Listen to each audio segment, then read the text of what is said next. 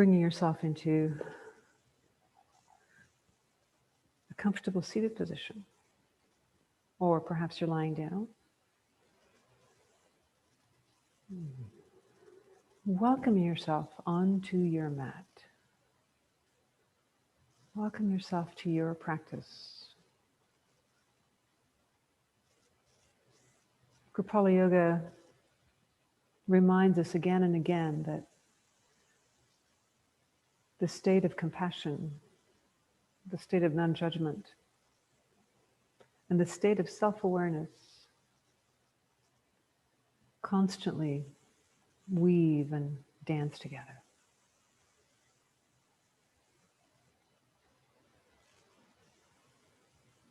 And in that weaving, there's an acceptance. Self-awareness, self-acceptance.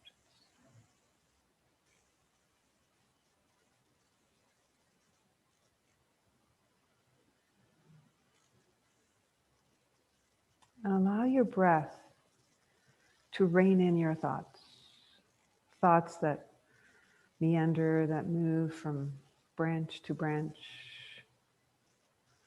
that hop from lily pad to lily pad, whatever the imagery you wish to use. The wandering mind, can we rein it in? To simply observe the breath, observe the body's response to the inhalation, and the body's response to the exhalation.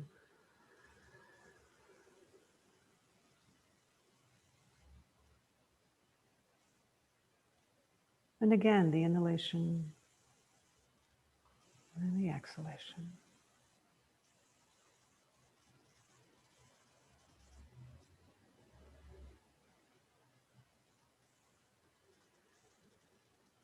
Compassionate, non-judgmental self-acceptance.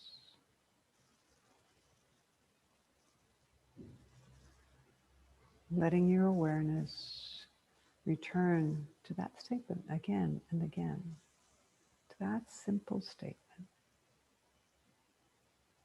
Compassionate, non-judgmental self-acceptance.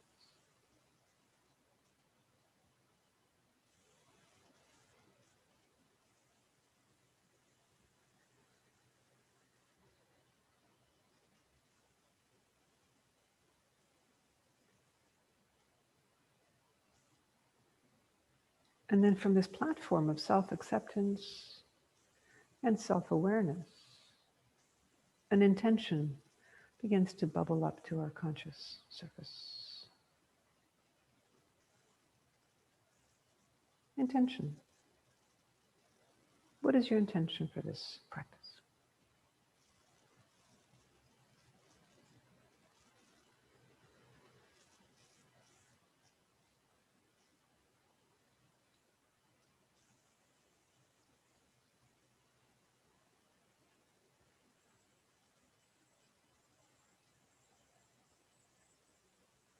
And then sharing in the welcoming sound, the universal sound of home. Breathing in.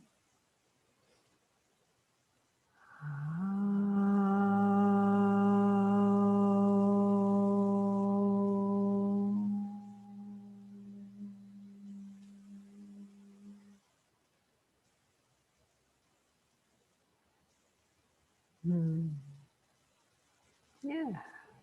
All right. Let's begin with our shoulders.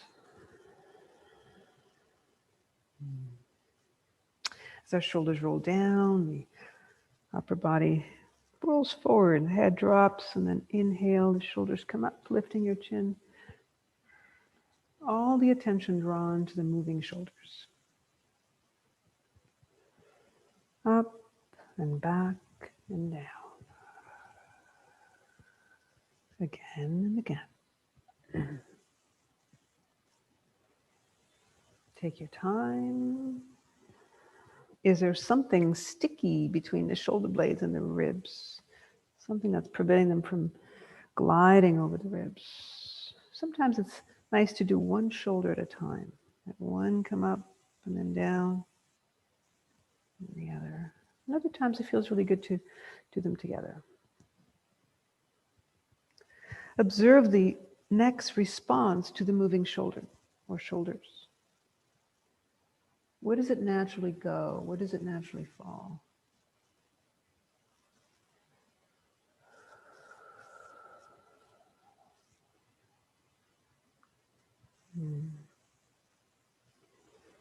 And then very slowly and gently launching into circles, torso circles.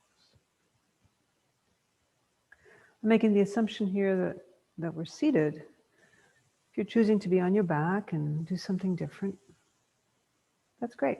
It's fine. Maybe just use the sound of my voice, not necessarily as a word for word guide, but more just as an invitation to draw you into your own experience.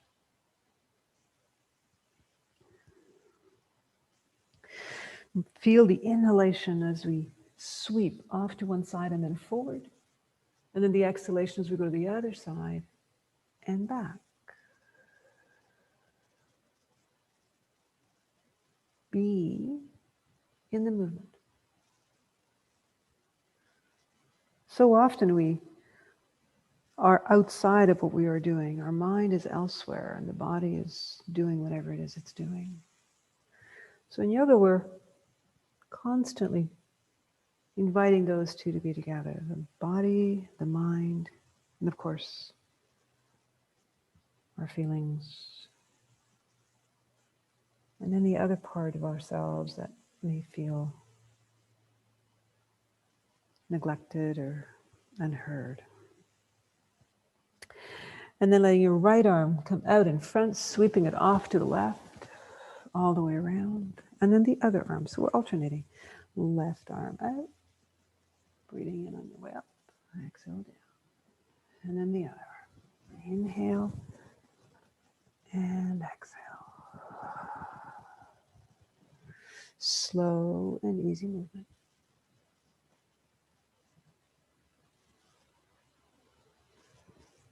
Breathing in, breathing out. In and good. And eventually both arms come up, interlacing the fingers, and in so doing, turn the palms to face up. So you get a fairly deep stretch in the wrists. If that's not appropriate for you, just let your arms stay down by your sides. Exhale to your right. So if you prefer, the hands could be down. That might feel better for some of us. And remain here for maybe 2 full breaths, 2 or 3. Keep the left sitting bone seated, lower the right ear. Good. Inhaling back up. Exhale to the other side. Again, 2 or 3 breaths. Right sitting bone stays down. Relax the jaw.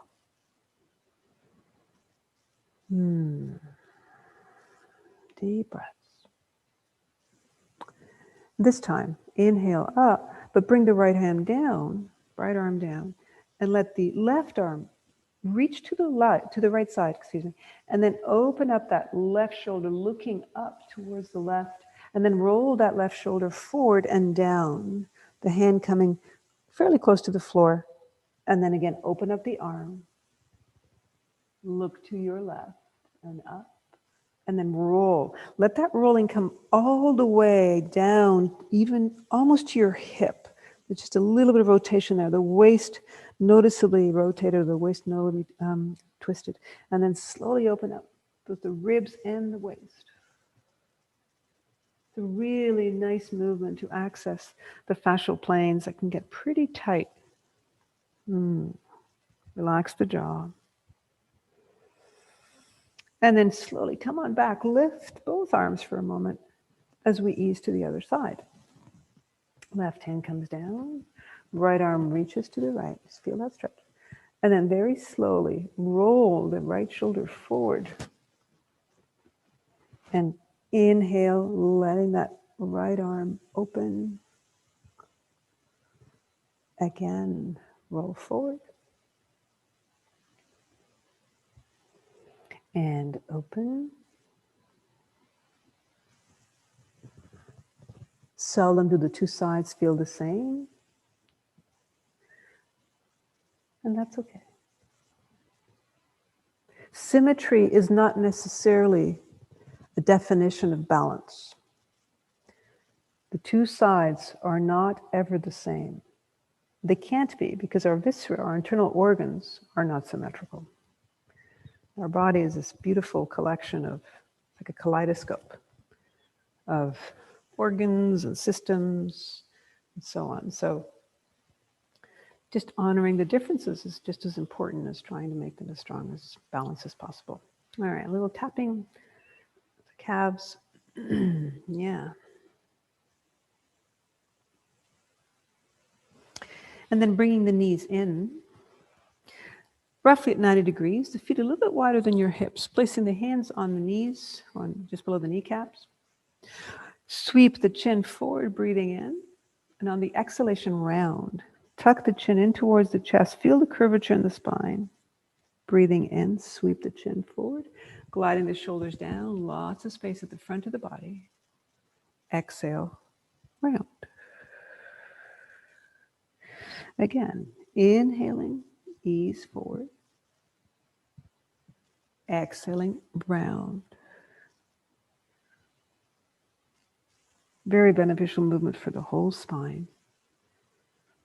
So moving slowly has some significant benefits. One is that in moving slowly, we have time to reflect on the different regions of the body that are in motion. And in so doing, we have an opportunity to really hear and to notice what the body is telling us, what those different regions are telling us. Moving slowly also eliminates the possibility of injury, of going too far or too deep or too long. And moving slowly has a direct benefit on the nervous system.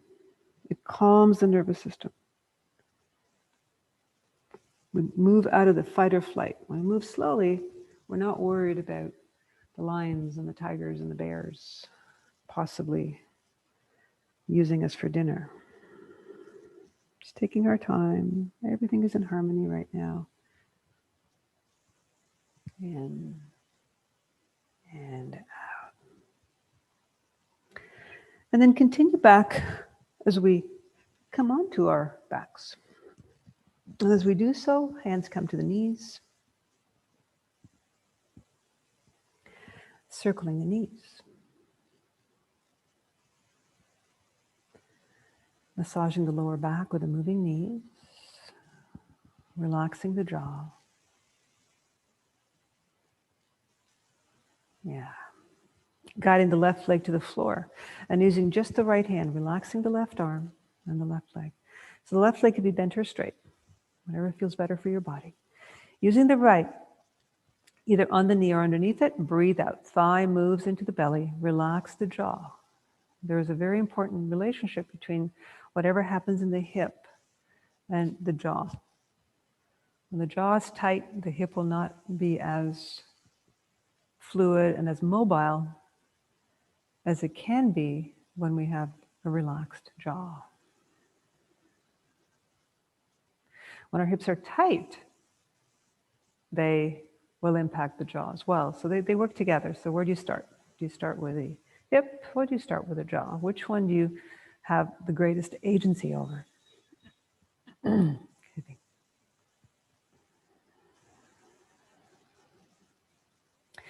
And then guide the left leg up towards the ceiling.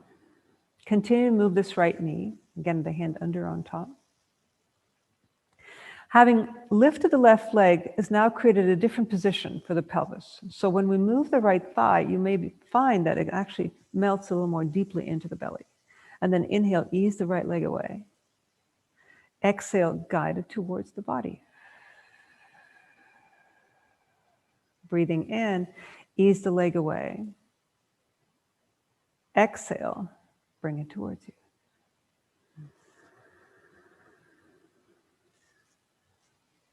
Breathe in. Breathe out.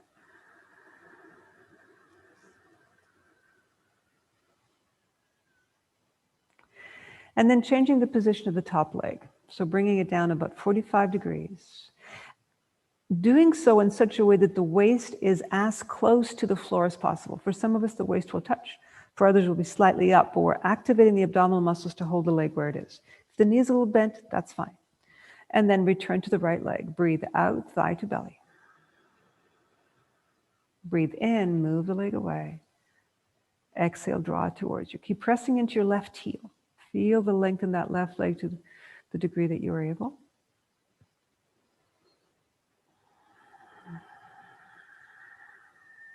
And then lower the extended leg to the point that it's hovering about a centimeter, half an inch or so off the floor. Keep pressing into your left heel, dorsiflexing the ankle. Again, the waist is trying to touch the mat. And then exhale, draw the right leg towards the belly. Inhale, moving it away. Exhale, draw it towards you. Keep the shoulders relaxed, using really the hand in the form of the right hand rather than the shoulder. Notice the effort that it takes to maintain the elevated left leg.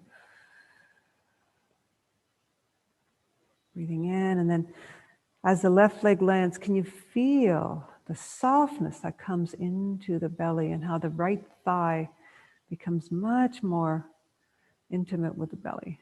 They just melt into one another. Breathing in, breathing out. Relax the shoulders.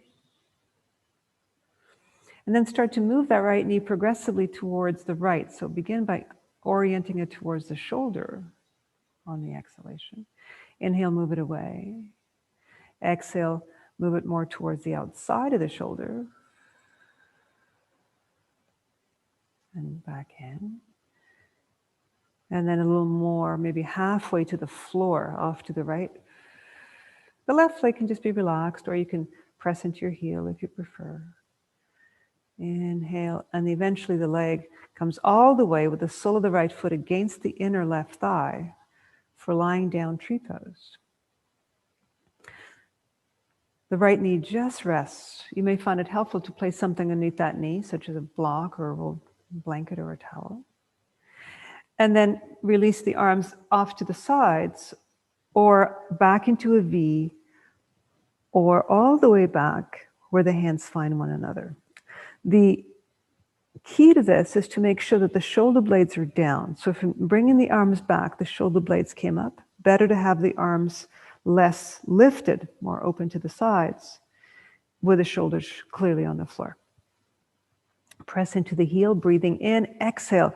Find a little more length in that left leg and let your right knee completely surrender to the force of gravity. So this is a passive stretch in the inner right thigh. Breathe in, breathe out. You may find yourself tucking the chin in a little bit to bring a little more length into the back of the neck. And return to that breath, that 3-part inhalation, which means that we breathe into our belly, our ribs, all the way up to the collarbones, and we exhale with a soft sound.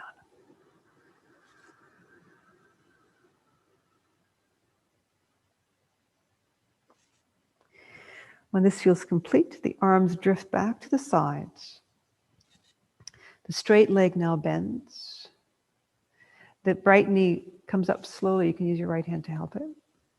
And then place the right ankle on top of the lower left thigh, creating a figure 4 position.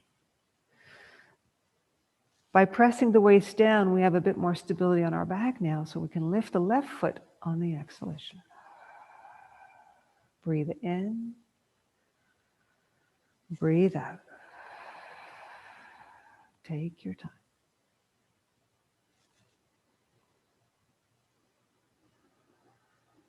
Jaw is relaxed, shoulders are quiet. Palms can be facing down or up.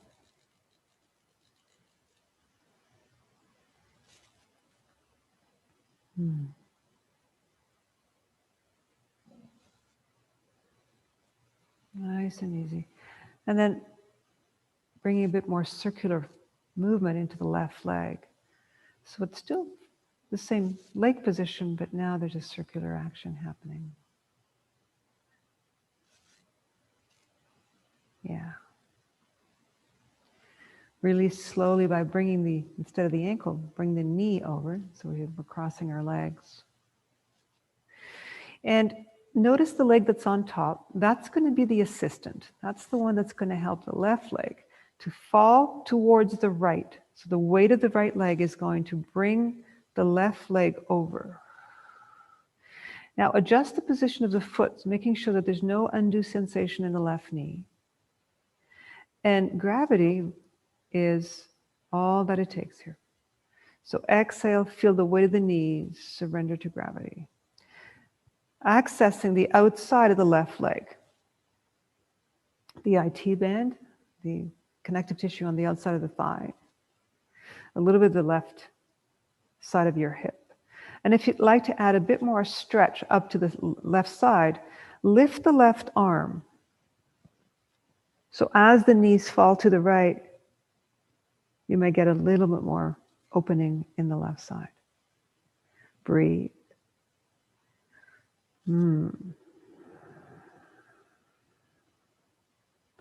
So I do not think of this as a twist. This is just about the stretch of the left side and the left side of your left leg, the outer side of the left leg. When you're ready to unravel, bring the arm back, lift the leg slowly, and cross. Shake it out, maybe reach for your ankles or your feet for a happy baby pose. Perhaps stretch out instead.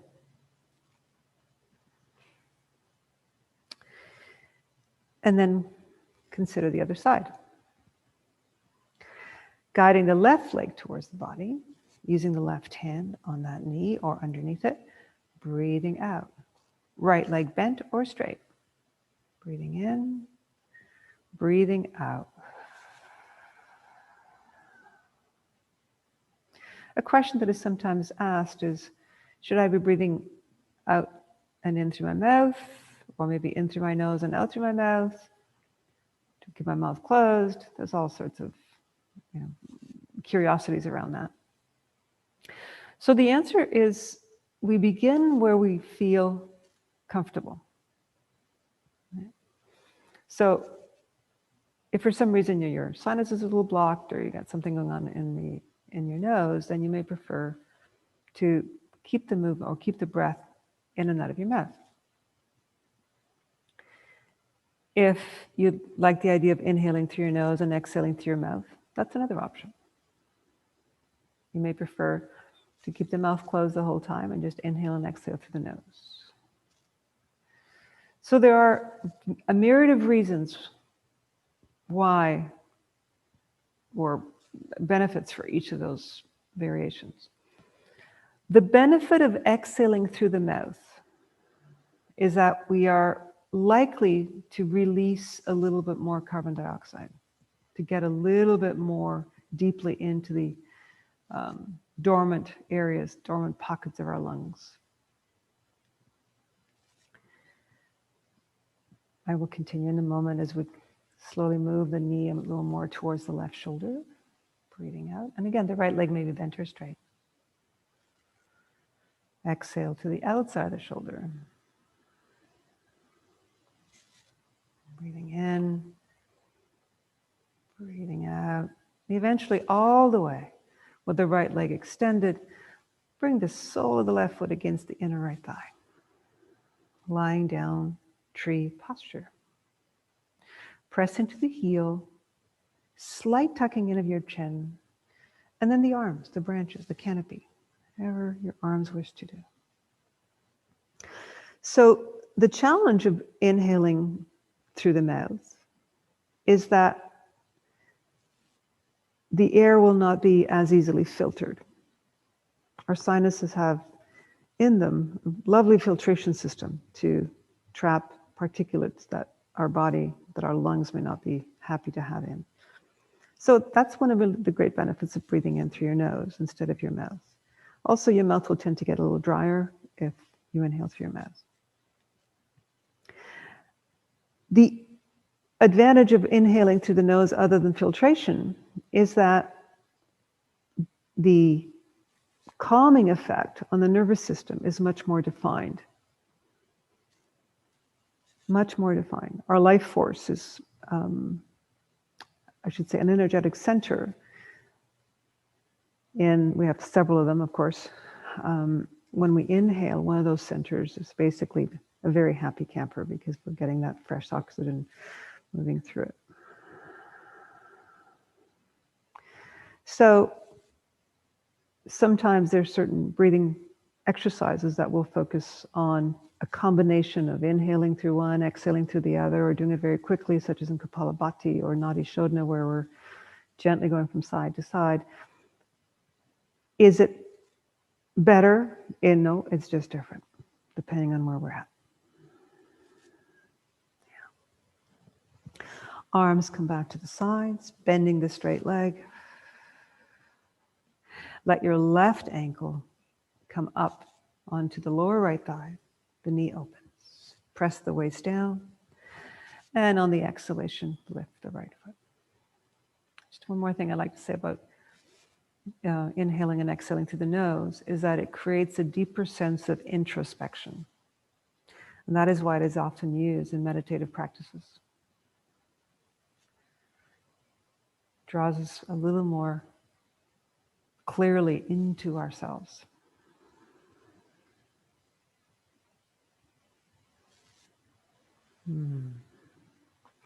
So having said all that, how are you breathing?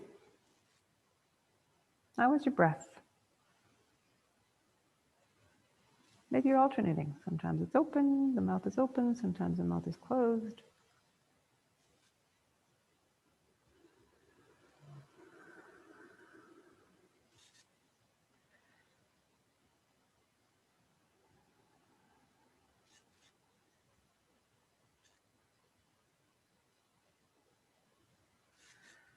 Relax the jaw. This side we're doing it in a different order.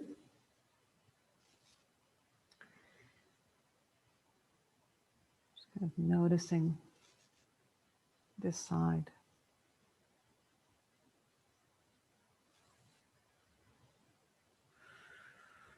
And rather than crossing and bringing the knee to the side, we're actually going to come out of this all together by straightening out the right leg.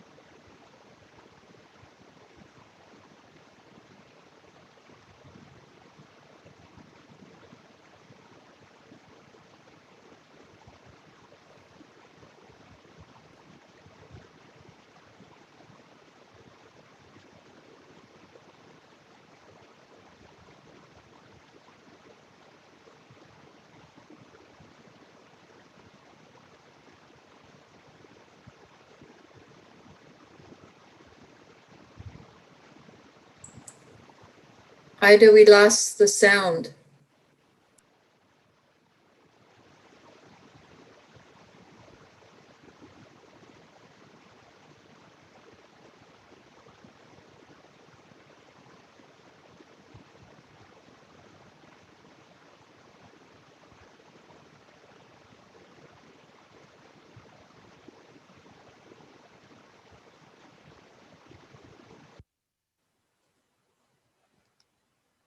How about now?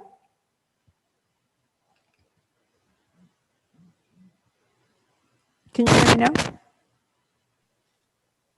Yep, okay. That works. Okay, thank you. Looks like our batteries that we thought we changed didn't get changed. So, shall we start again? There we go.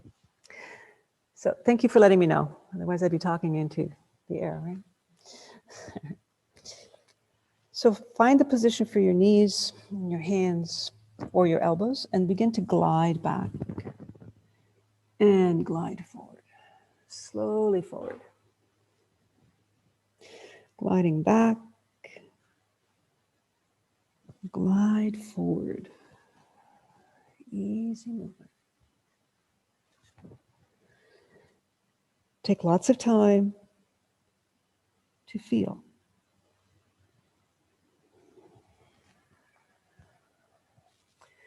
We're going to allow this movement in a moment to draw us into Sphinx. So as we come towards Sphinx, maybe lengthen the space between the knees and the elbows and the hands.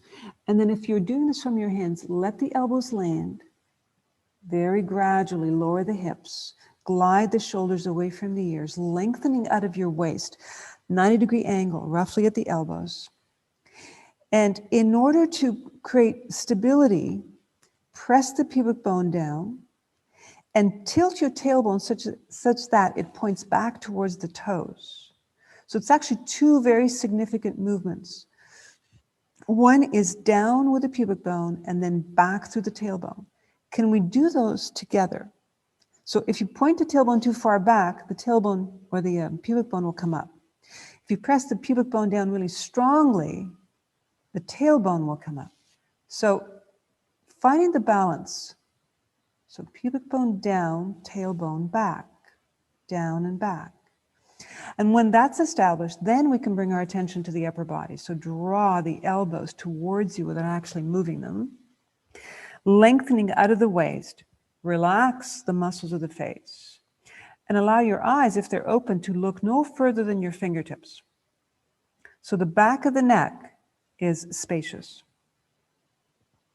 Our neck is not very happy when we lift the chin and compress the back of it.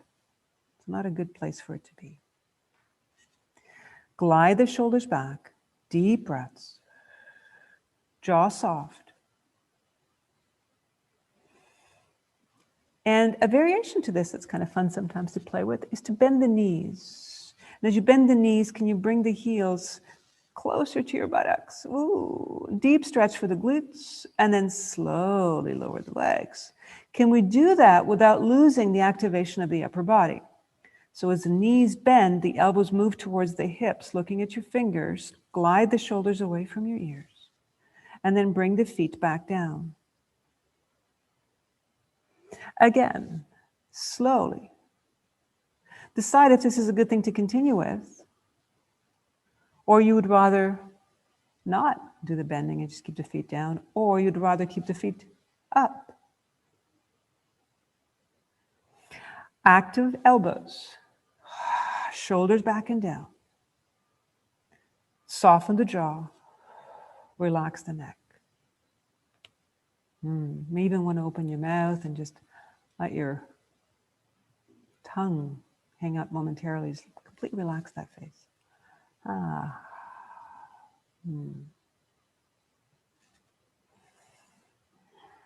And then to release very slowly. Press a little more now into your arms. Lift the chest, lift the thighs. Walk the hands towards the knees or the elbows towards the knees and settle into child pose. Head down. Yeah, a little rocking side to side. Deep breaths.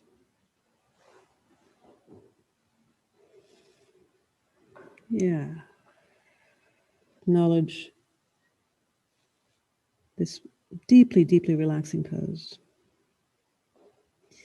Another variation for this posture is to, instead of having the hands in front, is to have your head resting maybe on a cushion or on the floor and have the arms reach back, the hands reach back towards the feet.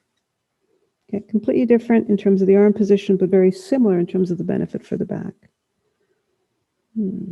They both have this deep surrendering quality.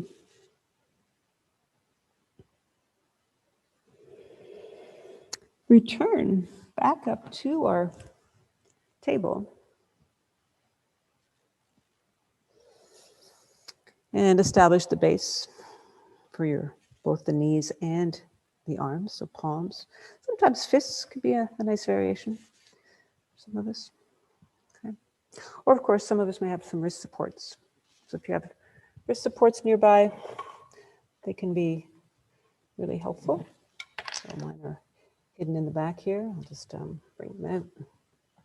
Sometimes they can really take the edge off any undue sensation in the wrists. Okay, so the wrist supports just offer a nice surface to grip. And then once you've established this, a little bit of a half moon or crescent moon. So swivel the hip over to the right, bring the head towards the right as well. And keeping the abdominal muscles and the back muscles engaged. Come back to center on the inhalation and then swivel over to the other side. Now we can either look at the hand or as we go to the side, or look back at or towards your hip. The idea is to create this lateral movement called this lateral flexion, which is just another way of saying folding to the side. Lateral to the side, flexion means to fold or to bend. Inhale, center, exhale. Sometimes the word flexion is used in context of contracting a muscle. And that's actually what we're doing. So as we're going to the left, we're flexing or contracting the muscles on the left side. So it's one of those words that expresses a myriad of states of being, physical being. Center, side. Good. Ease back to neutral and allow now your right leg to go back. And you can change your hand position if you have wrist supports and they're not working anymore, or your hand would like to do something different, then do that. Reach back with the right leg, pressing to the heel. Inhale, glide forward. Exhale, gliding back. Breathing in, breathing out.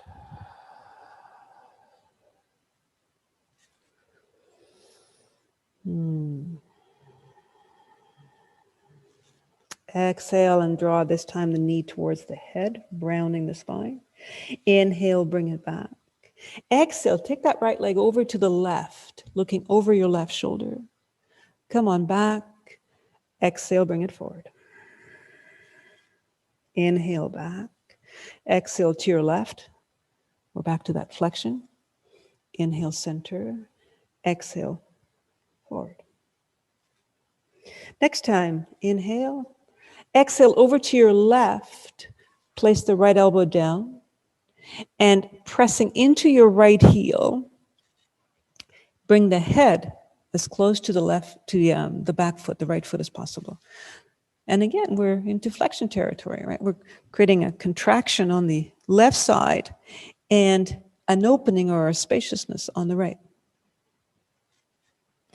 To add more effort to this, or more strengthening to this, hover the right foot. You can keep the left hand down for that, or wrap it around the waist, looking towards your right toes. Deep breaths. All right, so then release, lower the leg, bring the hand down, and guide your right leg forward. Bring it all the way forward. Heel under the knee, Inhaling halfway back, exhale all the way back, lifting the toes, relax the back of the neck. Inhale up or forward. Exhale all the way, lining up the knee with the heel. Halfway to inhale, back to exhale, lifting the toes. In and out. In and out.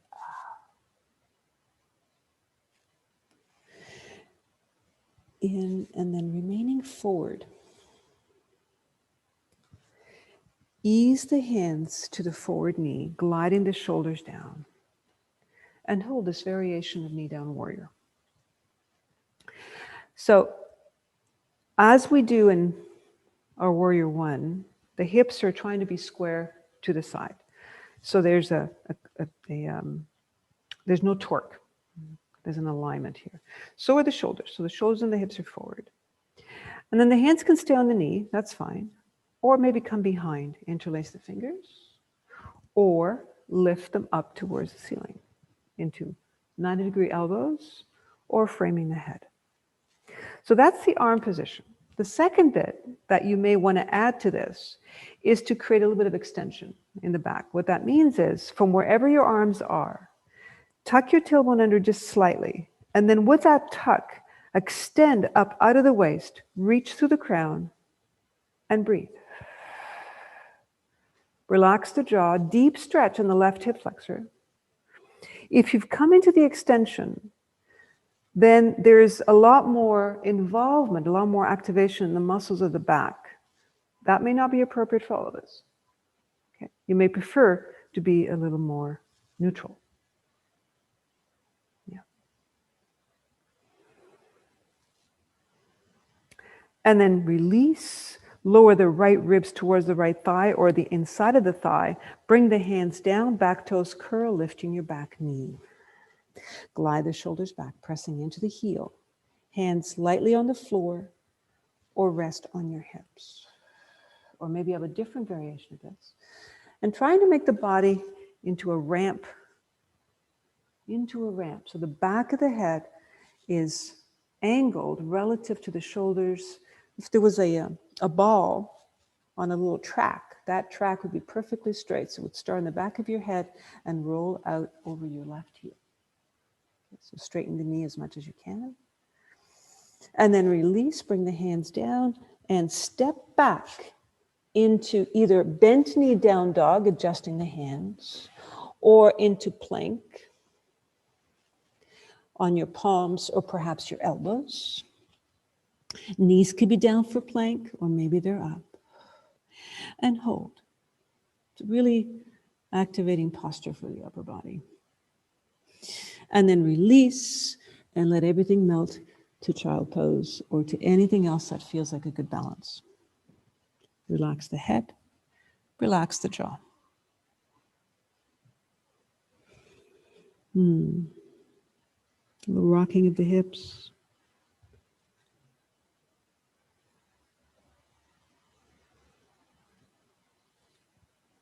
All right, let's try the other side. So return to table. This time the left leg is the initiator. So reach back.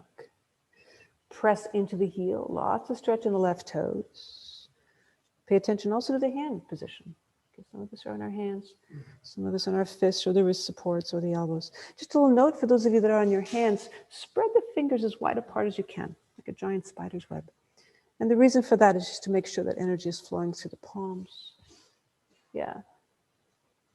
This is a particularly good thing to try if you have any kind of arthritic tendency in your hands, is to, without forcing, but is to really offer as much stretch in those joints as possible. Okay, without any discomfort, just to the point that it feels a nice feeling. And then exhale, draw the knee towards the head. Inhale, back. Exhale over to your right. Look over your right shoulder. Coming back. Exhale forward. Inhaling back, exhale to the right. Center, forward, center, and to your right. And this time stay here. Go over the shoulder, come onto your left elbow, and use your right hand for stability right now as we try to bring the head a little closer to the toes. The toes are trying to point towards the kneecap. So deep squeeze in the upper thighs here. Keep pressing into the heel, possibly hover the foot. A little more strengthening happening here. Or maybe bring the hand behind if you want to dance with balance a little bit. Yeah. Very nice stretch for the QLs, the quadratus lumborum, which is what I call the hip hikers, a little the latissimus here. All sorts of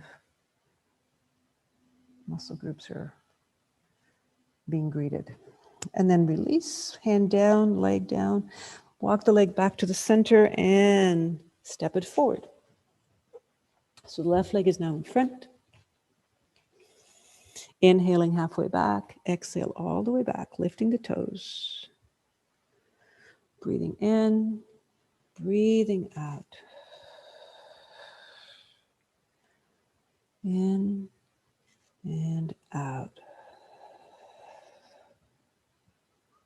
In and out.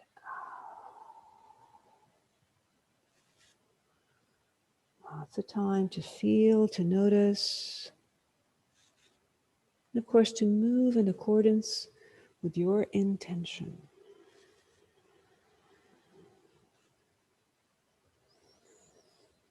In accordance to your intention.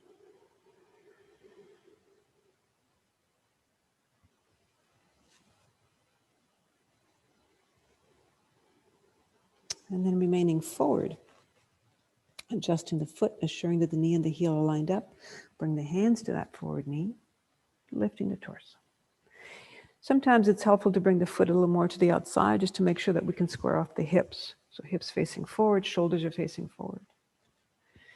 And then the hand position. Do they stay? Maybe one hand is on the knee and the other one hangs. Do they come behind? Do they open part way? Maybe all the way? Maybe fingers find one another? And then lastly, the tailbone. Would it like to tuck under? And in tucking under, can the body extend, the waist become a little longer, bringing your gaze a few degrees above the horizon. Shoulders down. Relax the neck, relax the jaw. And remember, the arms can change their mind. The whole body can change its mind. Okay. Something else may be more appropriate.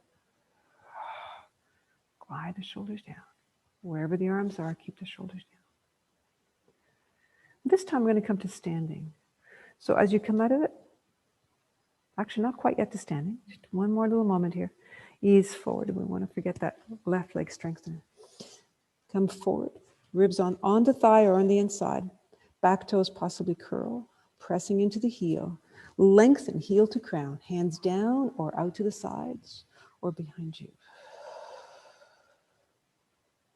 Deep breaths. Soften the jaw.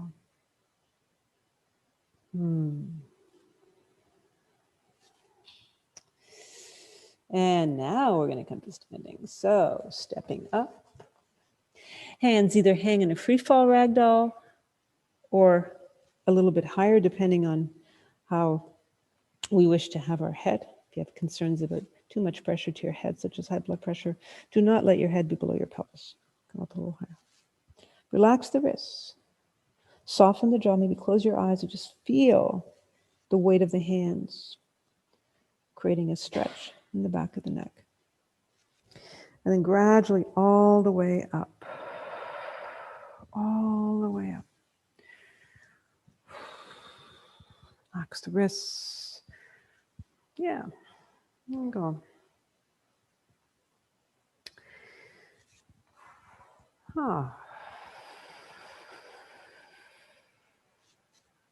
Mountain. Isn't it great? Mountain is such a great pose.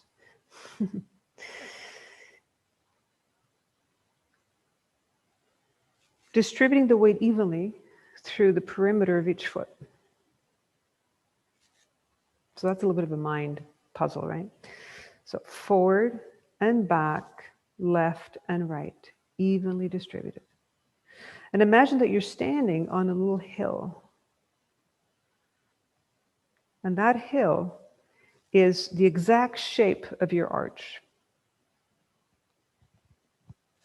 Okay. Exact shape of your arch. And in order for you to be balanced on that hill, the toes grip ever so slightly. And the heels dig in a little more consciously. Yeah, good.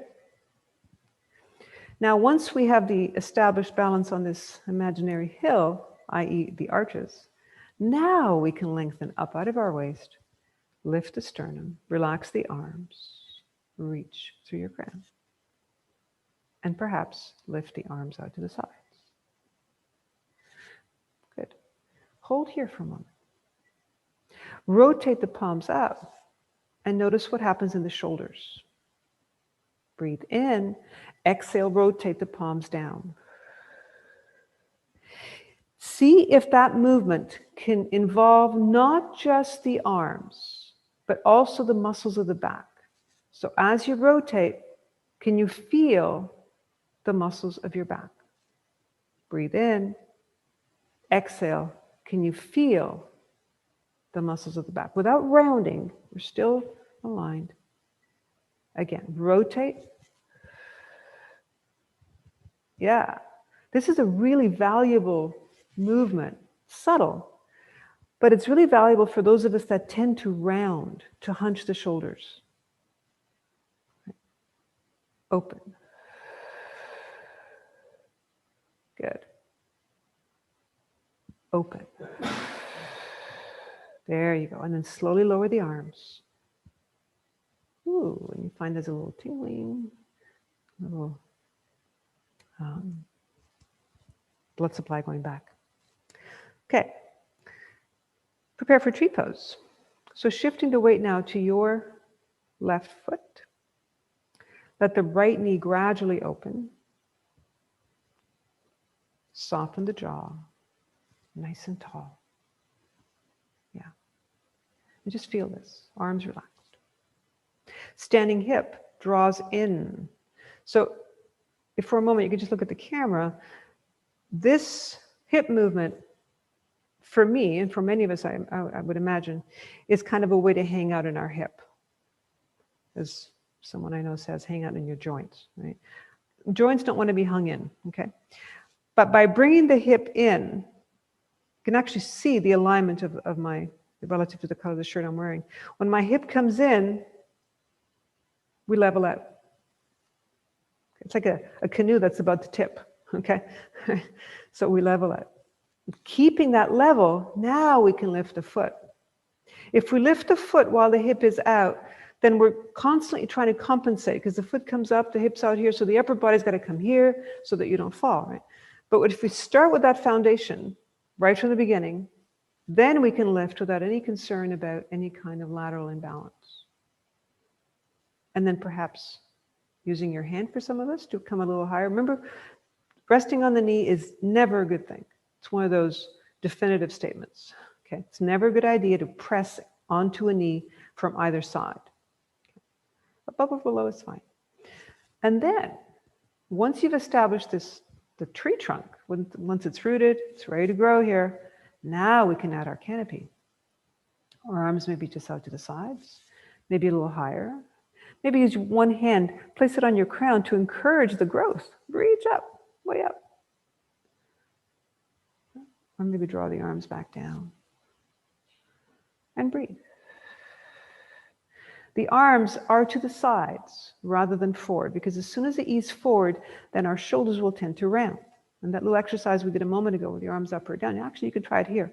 So bring the arms out, turn the palms up. Can you keep those shoulders down in the context of a tree foundation? Then rotate. Can you keep the tree with your arms moving, right? Or maybe you had enough of that and just let your arms go wherever they'd like. Yeah, all right. Easing the arms down, bring the knee forward, and step back down. Other side. So return to our mountain, assuring that we have our foundation intact. Shift the weight now to the right.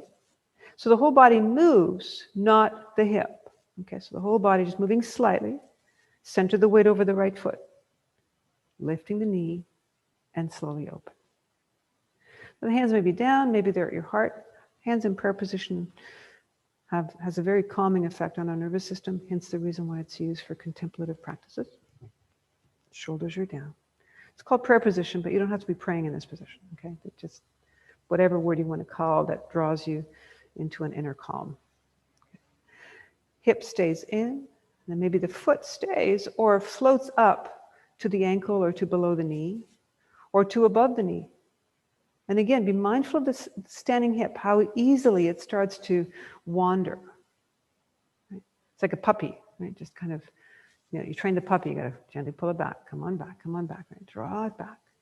Constantly aware of that wanderingness. Is that a word? Yeah, sure.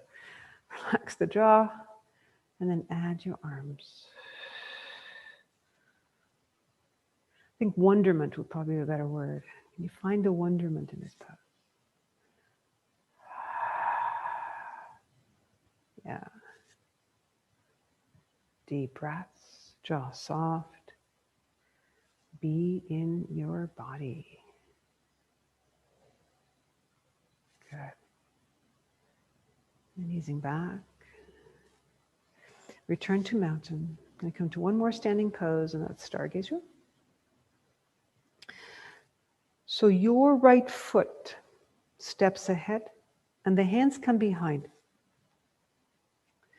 Feet as straight as they can be. So rather than, if I'm doing this from the front, many of us, sometimes unknowingly, actually have our feet turned out. So if you can see my feet here, my back one is turned out, my forward is turned in slightly. So what we're looking for is to have them straight, which means that for some of us, we'll have to be a little wider apart.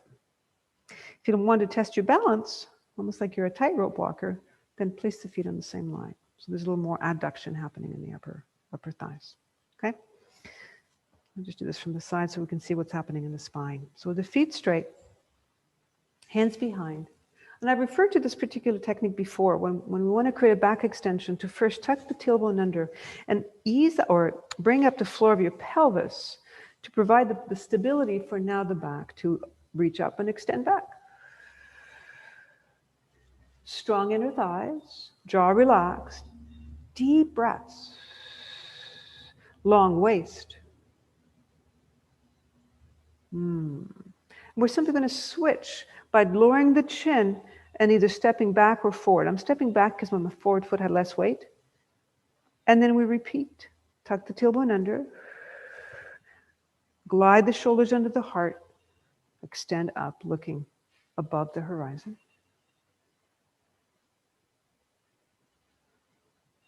And then once again we repeat. Step back. I'm just adjusting so I'll stay on the frame of the camera. And with the right foot forward. Breathe out. Jaw soft. And one more. Turn to straight. Bring the forward foot back. And tailbone tucks under. Lengthen out the waist. And breathe. And release. Come on back. And this time return to seated. Moving through the full open squat, if that's something your knees will permit. And if not, just come straight down to seated. A little shake out. This is just a transition to our backs. Just want to make sure we're kind of settled in here. Bring the knees into a bent position, feet nice and wide, and then arc them from side to side. Very gentle movement. Breathing in, breathing out. Yeah. It's one of those that it's good to do several times a day. Good. And then onto our backs. For lying down twist. With the knees together or with the right leg straight, you decide. Let the knees slowly fall to the right. So if the right leg is straight, adjust the hips and bring the left knee over to the right. Both knees are bent, you just fall to the right. Place the right hand on top of your left hip or thigh or knee. And it's placed there not for a pull, but it's placed there more as a way to rest or a place to rest. Just rest. The left shoulder is making an effort to be close or on the floor, either close to or resting on the floor. The head rolls towards the left side. Breathe. The knees may or may not be stacked. In other words, that top knee may be a little higher up. And the head is completely at the, I was going to use the word mercy, that sounds a little intense. The head is just responding to gravity. Roll to the left. Ah.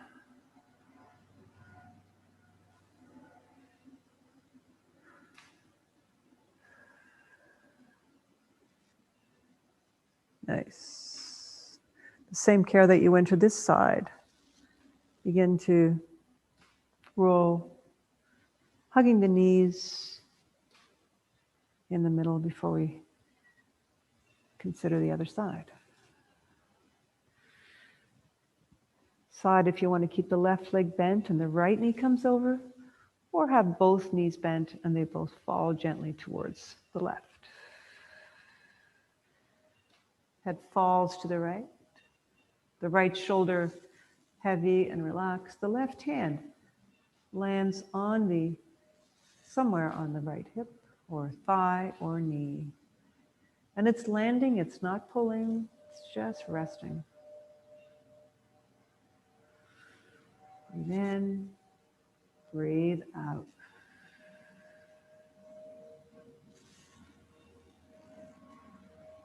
Jaw unclenched. Breath is deep.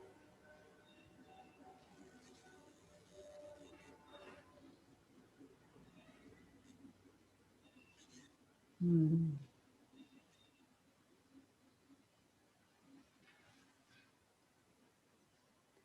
if there is any other movement or stretch or position that your internal guidance system is asking for, do honor that. And if there is not, prepare for a relaxation pose.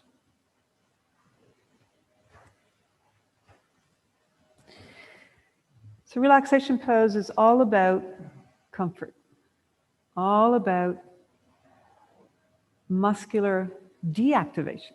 Okay? It's rest.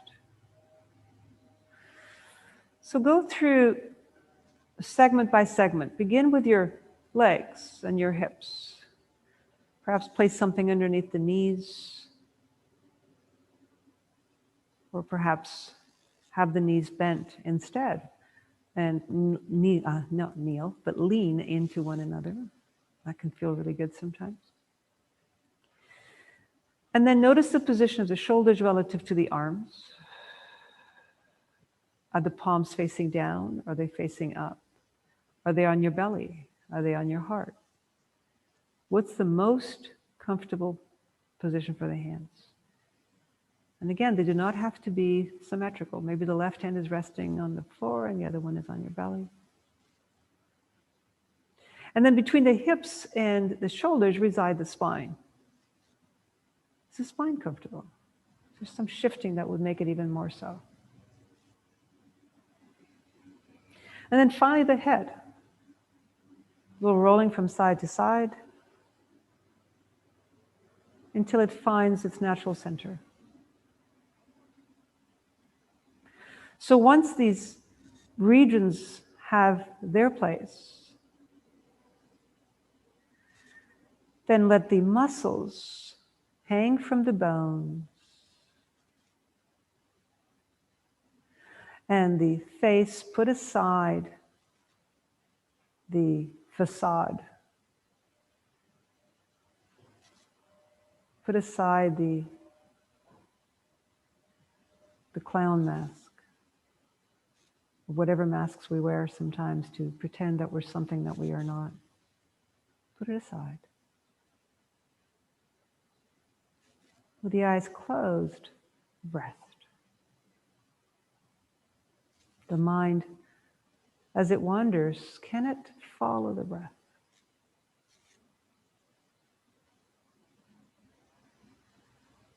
Non-judgmental, compassionate self-acceptance. Relax. Regardless of what may be going on around you, where you are, there is calm.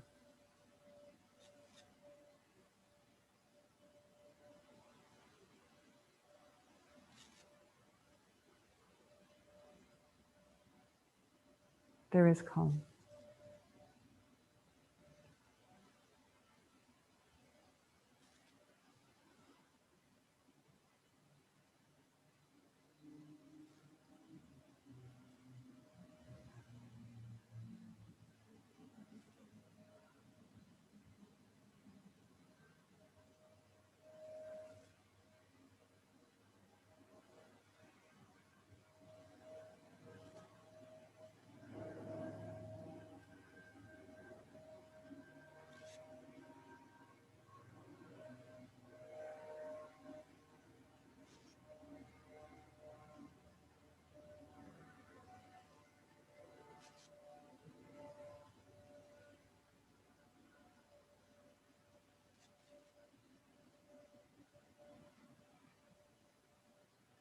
Each time the mind wanders, offer it the breath.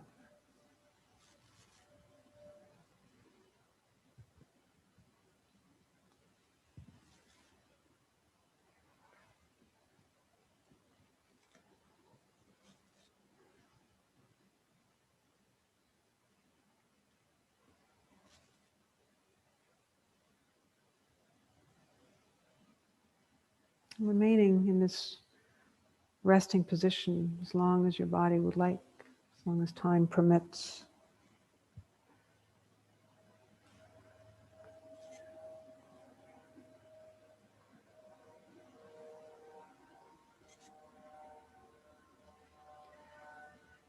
If time and space is beckoning you to transition to whatever else this day has to offer, begin to slowly deepen your breath.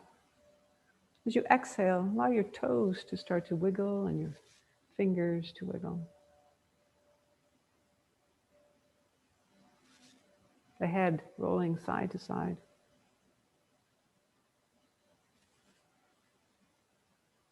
Movement getting a little larger, the knees, the elbows, until there is a stretch.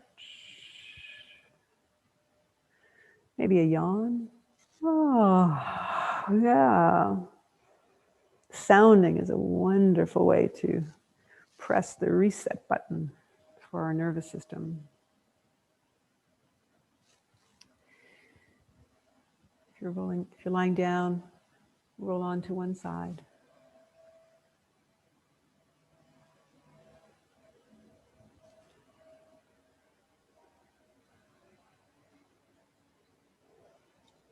And then come to seated.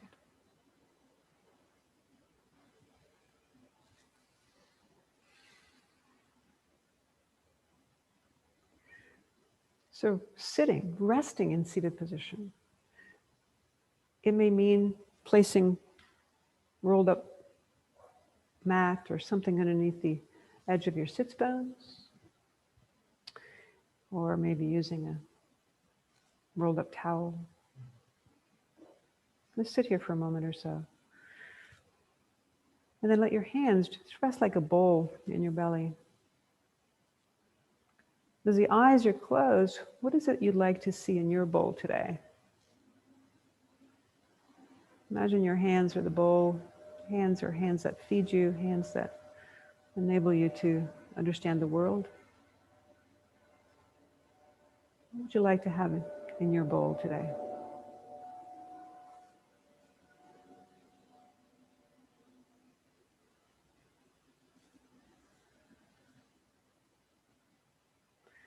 And perhaps also sit with the feeling of gratitude for all the gifts that you have in your life that fill your bowl each day.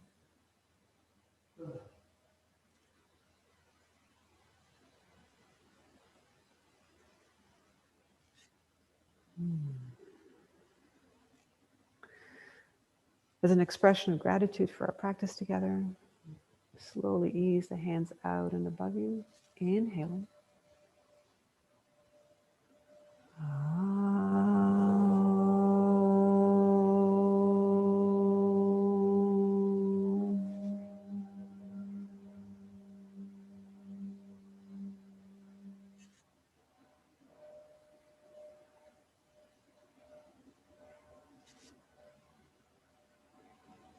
May the beautiful, long time sun shine upon each of us and guide us on our way on. With gratitude for this practice. Jai Bhagwan. Thank you. Thank you for joining in. Till next time. Yeah.